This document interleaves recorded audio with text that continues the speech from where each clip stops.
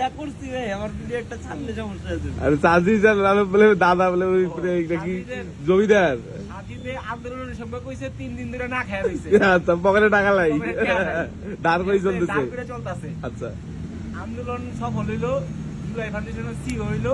আচ্ছা সিও হওয়ার মনে 2 সপ্তাহ জানাই ফেসবুকে পোস্ট করছে ওর দাদা যেই সম্পত্তি আছে এটা ওকে 2 পুরুষ বই আঠালেও শেষের মতো। আচ্ছা আচ্ছা আচ্ছা আচ্ছা কি আছে 100 গাড়ি শোডাউন দেয়। এই পোস্ট করার পরে ওর আপন চাস্তো ভাই কমেন্ট করলো ভাই তোমার বাপ আর আমার বাপ একই বাপের ঘরে। আচ্ছা একই বাপের ঘরে যেহেতু তোমার বাপের সম্পত্তি আছে আমার বাপের সম্পত্তি গুলো গেল চালা তো আসলে না হাস্যকর না, এটা আসলে ওনার বাবা ঠকানো হয়েছে, এটা আসলে ঠিক হয় নাই। ব্যাপারটা হাস্যকর না ভাই? যেমন মনে করো যে জামাতের সাথে বর্তমান এনজিবি সম্পর্ক যেমন ওইরকম সম্পর্ক আর কি ব্যাপারটা হয়েছে দাঁড়াইছে। সাজিদের শ্বশুর হইছে প্রধান বিচারপতি। আগে হইতো কোটায় চাকরি, হপায় সুপারিশে চাকরি। তাহলে চিন্তা করো জমিদারের সম্পর্কে মনে করো টাকা পয়সা তো আছে, এদিকে বিচারপতি তো চায় যে টাকা পয়সা হোক। আগে হইতো কোঠায় মানুষের লাগছে না, হ্যাঁ কোটা চলবো না, সেই জন্য তো আন্দোলন করলাম।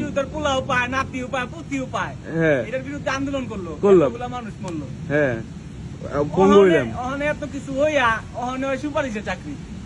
এই যে সোনার বাংলাদেশ বিদেশে ঘুরতে যায়, বিদেশে তো ঘুরতে যাই। ওই যে হান্নান মাসুদের বাড়ি পাকা হয়, মানে ইটের বাড়ি হয়।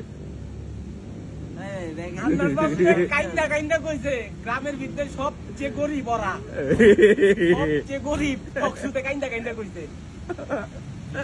আন্দোলন যাইতাল না 1 বছর আন্দোলন, এই জন্য পঙ্গু হইলাম তুমি আমি। এই যে আমার ছোট ভাইটা জীবনে মানে এর যে ব্যাপারটা জীবন যেমন ছিল ব্যাকগ্রাউন্ডে সেটা বড় কথা, এর যে একটা পড়াশোনার দলে মানে সবকিছু দিক দিয়ে একটা মেনটেন করে চলতো, এখন কি অবস্থা? যে পরিমাণ কষ্ট করছে জীবনে, আর হান্নান মাসুদের বাড়ি পাকা হইছে।